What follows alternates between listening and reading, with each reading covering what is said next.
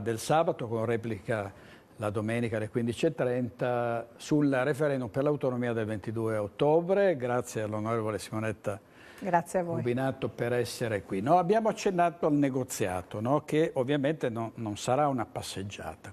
Concretamente, mettiamo che vada a votare l'80% dei veneti, insomma che sia una cosa plebiscitaria, che vinca sì come insomma, si prevede. Insomma. A quel punto cosa succede? Cioè, quali sono le tappe proprio che porterebbero poi, dopo una lunga trattativa, all'autonomia? Beh, c'è un procedimento molto asciutto governato dalla Carta Costituzionale e in parte dalla norma che ho fatto approvare io nel dicembre del 2013. Quindi la Regione individua, quindi referendum sortito positivamente con un grande risultato a favore dell'autonomia.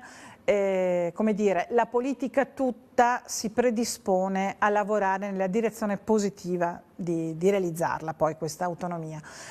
Un po' potremmo guardare anche all'esempio dei nostri vicini di casa. Io sono convinta che Trento, per esempio, che insomma è una realtà non molto lontana da noi e sicuramente dal nostro territorio, per esempio montano, che in tutti questi anni ha lo statuto speciale dall'inizio, però negli anni ha contrattato via via competenze e risorse, non è che nello statuto c'era già tutto, stanno ancora negoziando, quindi loro sono maestri del negoziato e quindi qualche consiglio utile lo possono dare loro, così come nel libro ho riportato i consigli utili per un buon negoziato che ha dato l'allora presidente della regione Friuli Venezia Giulia Illy, perché anche lì c'era uno statuto speciale ma che non era stato ancora in gran parte, come dire, attuato.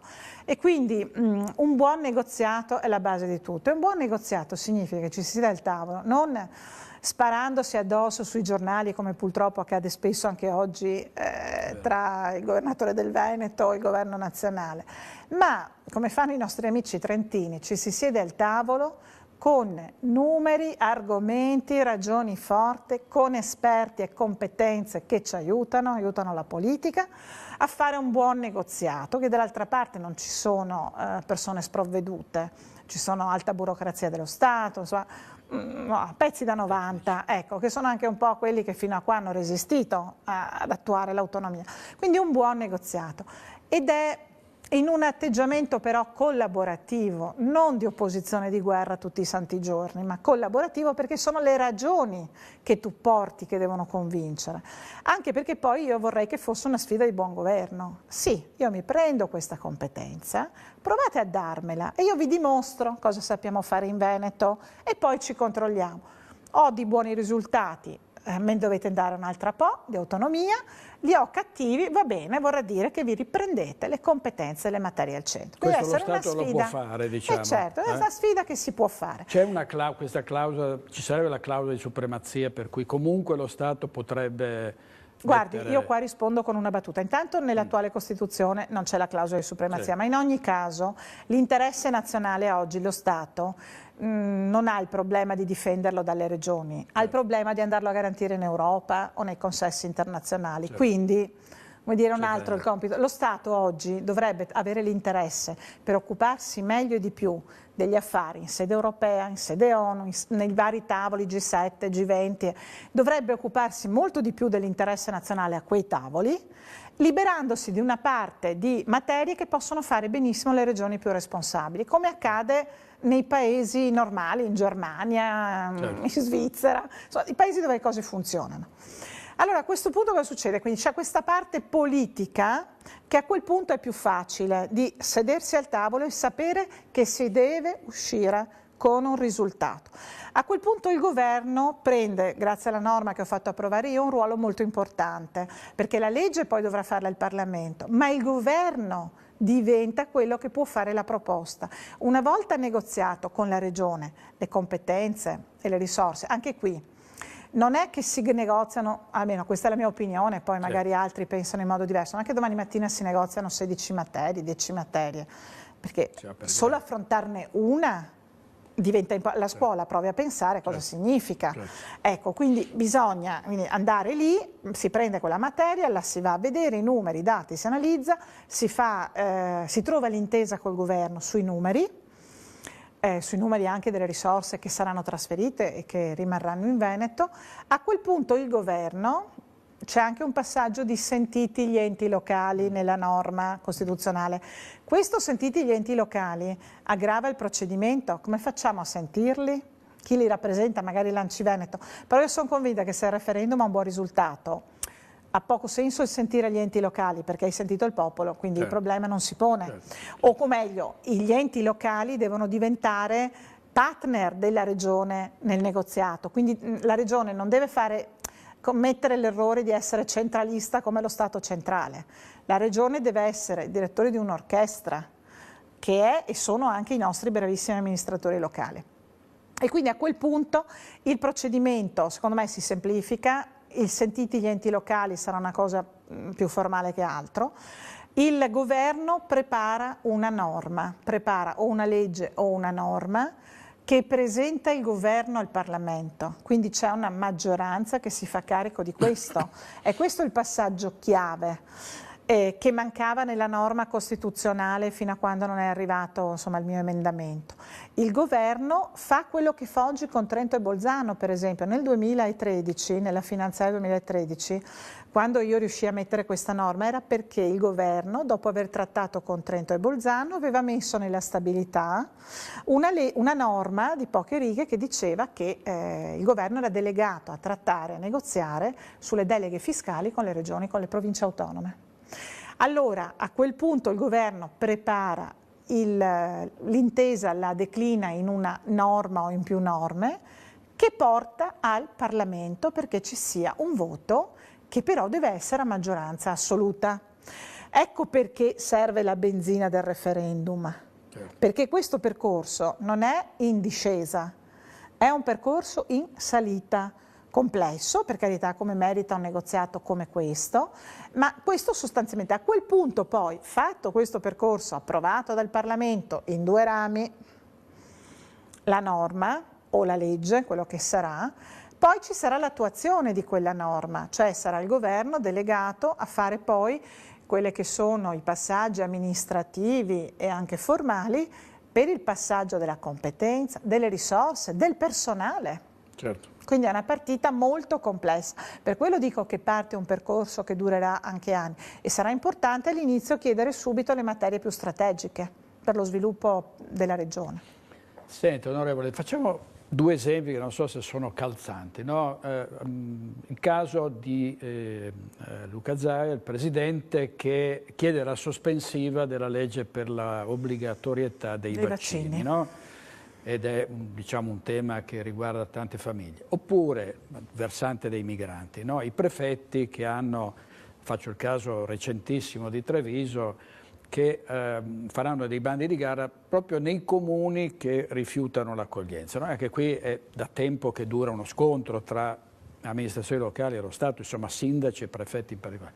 Con l'autonomia, argomenti di questo genere possono offrire ai protagonisti localmente maggiori margini di manovra, cioè si potrà per esempio decidere, no, dice non vogliamo che sia obbligatoria questa legge e così sarà.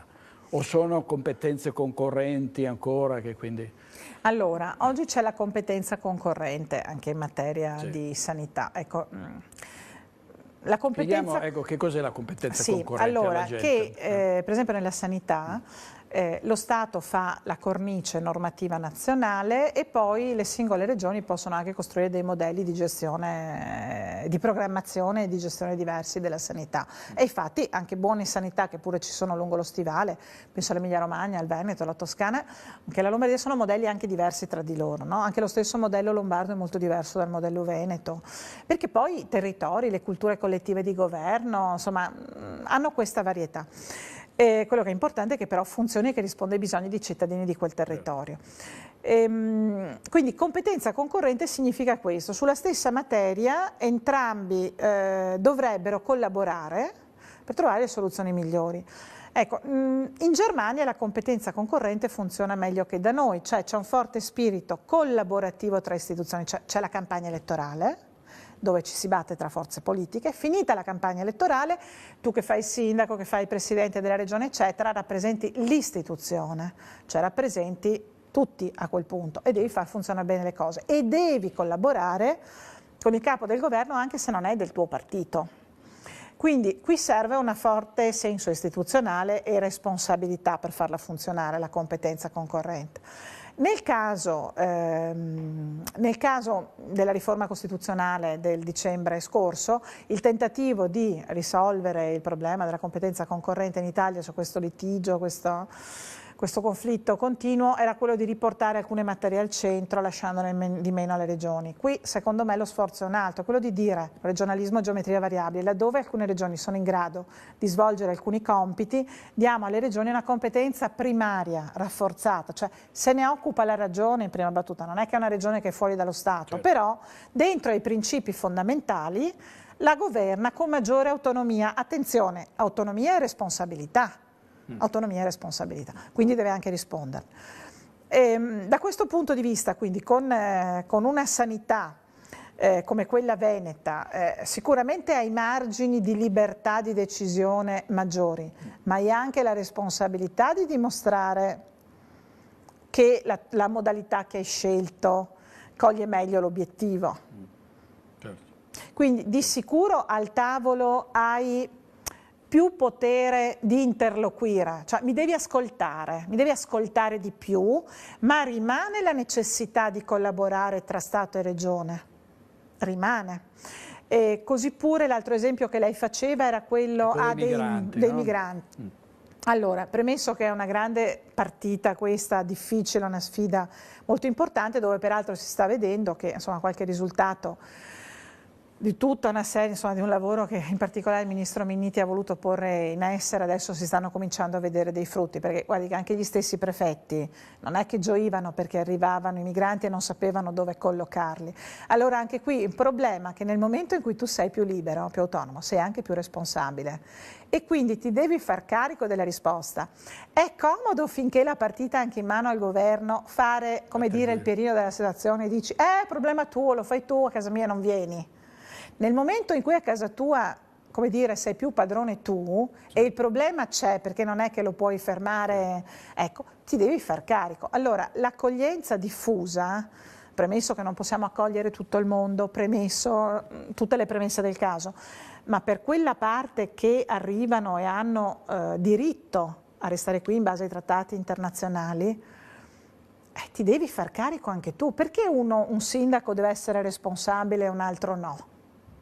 Allora a quel punto io dico il presidente della regione, la regione, ha più responsabilità, non è che autonomia vuol dire faccio quello che voglio, ha più diritto a interloquire, ha più, come dire, deve avere più autorevolezza, deve avere più responsabilità e deve cercare risposte.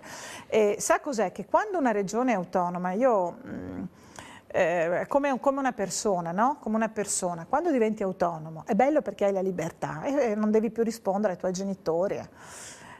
Però a quel punto ti devi anche guadagnare la pagnotta, devi un po', come dire, tirarti sulle maniche, perché è comodo essere liberi a spese di altri, no? Nel momento in cui sei autonomo devi anche dimostrare di essere responsabile. Allora a quel punto secondo me una regione come il Veneto può dimostrare, deve dimostrare con una classe anche politica all'altezza, e sa, a questo punto migliora anche la sfida, perché il problema per i cittadini è scegliere tra candidati, tra proposte politiche più alte, non fare la gara come dire, populista, al ribasso sui problemi, come dire, perché si agita il populismo, la pancia alla gente. No, a quel punto si sa che il destino del popolo veneto è tanto anche nelle tue mani e nelle tue scelte, per cui quello che decidi oggi, fra 10 anni, si saprà che se qui c'è un'urbanizzazione scomposta e un territorio consumato a livelli molto più elevati che in altre regioni,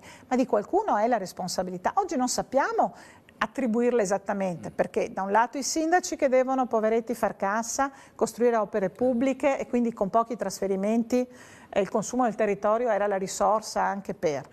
e qui bisognerà cambiare qualcosa anche nella fiscalità, perché non può essere il territorio, il consumo del territorio ad aiutare il progresso, insomma la risposta ai bisogni dei cittadini.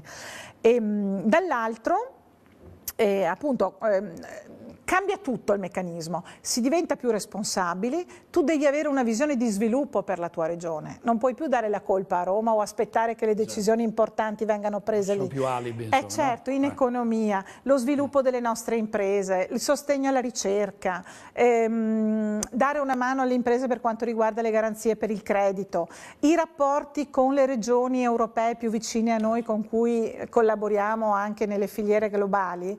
E a quel punto o tu hai un'idea del futuro del Veneto e metti in atto le azioni che negli anni lo possono perseguire. Se invece è un programma di 5 anni, fatto solo per essere un po' rieletti, gestire un po' di potere, un po' di poltrone, il gioco non regge più, perché non c'è più lo scaricabarile. Ecco. Quindi credo che questa sia una sfida che dovrebbe migliorare la qualità anche della classe dirigente.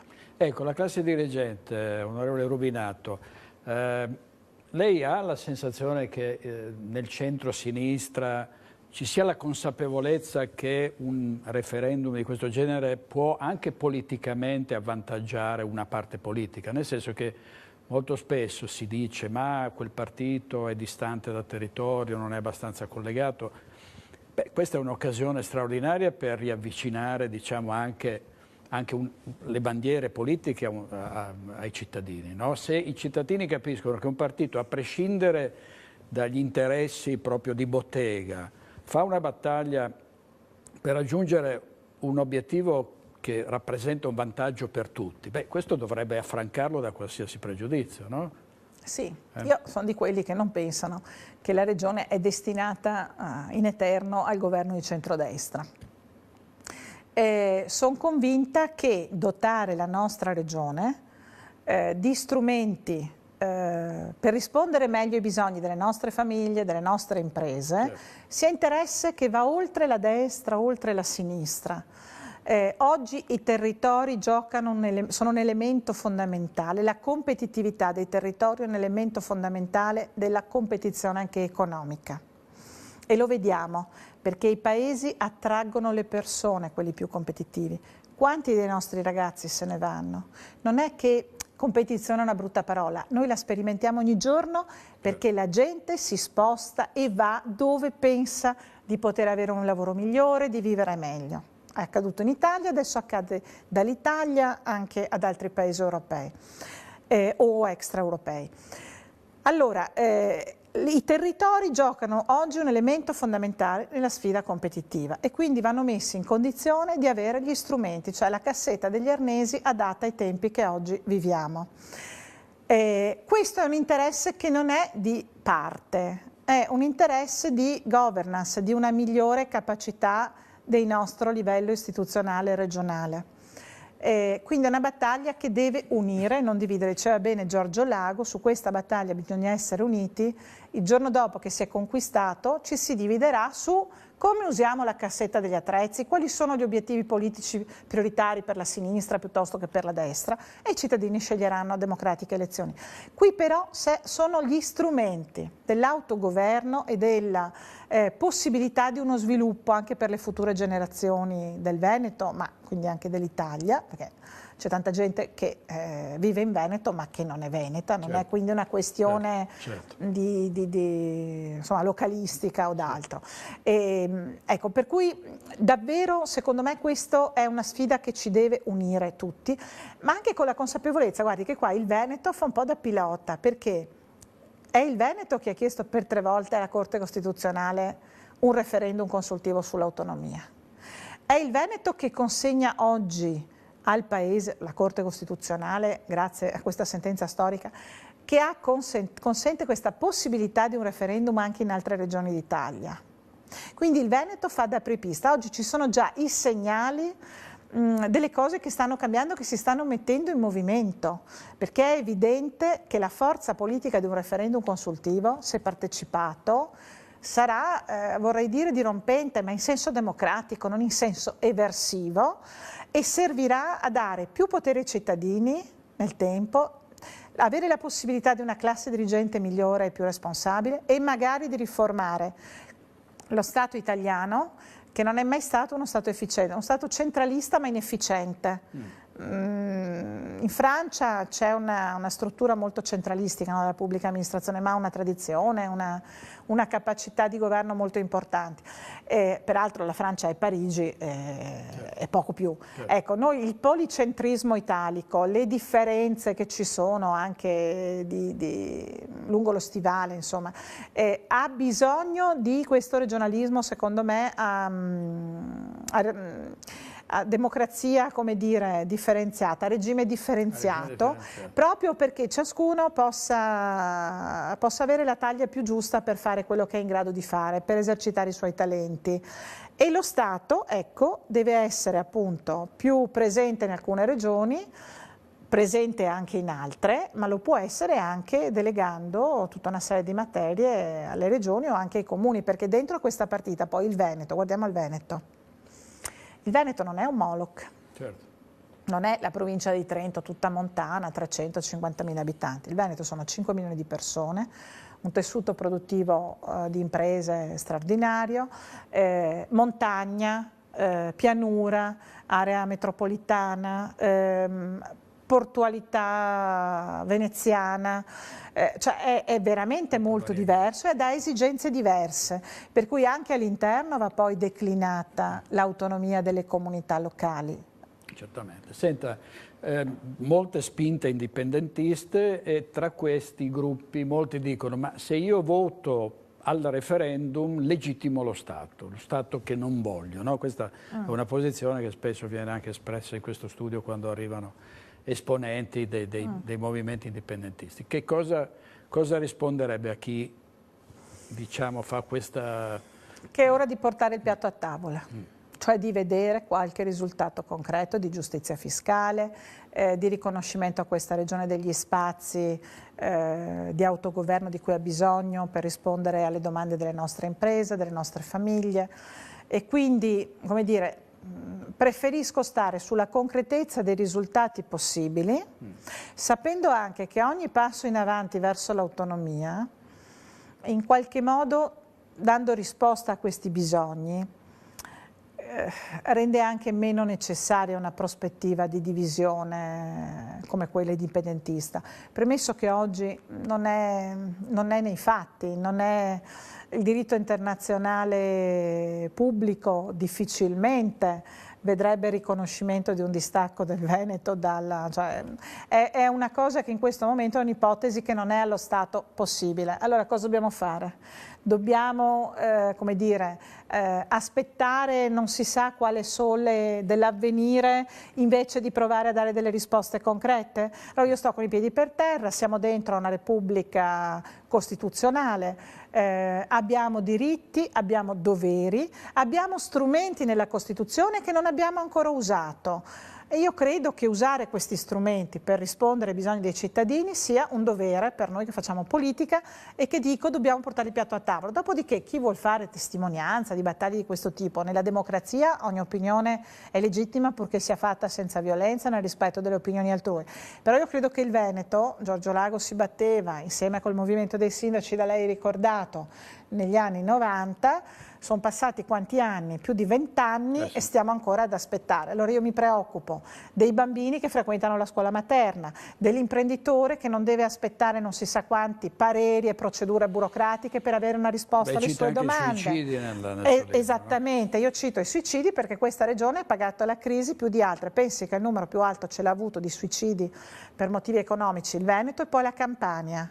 Quindi questa regione ha battuto forte la crisi e peraltro sta reagendo oggi in modo straordinario. Ecco, per cui francamente non toglierei opportunità ai cittadini veneti di oggi nel disegno di un futuro che ha da venire e che francamente insomma dentro io trovo che dobbiamo costruire l'Europa delle regioni. Gli stati nazionali oggi ci sono, hanno un ruolo importante di difesa dei diritti costituzionalmente garantiti dei cittadini, però già in Europa stanno partendo collaborazioni interregionali importanti. Il Veneto è dentro a tutta una serie di progetti, no? Perché è chiaro, la regione alpina piuttosto che la regione adriatica, ci sono molte relazioni, no, nell'epoca globale. Allora a questo punto francamente io ragionerei degli strumenti che ci fanno stare meglio oggi, che non delle ideologie pur rispettabili ma che non ci portano nulla di concreto. Grazie onorevole Rubinato.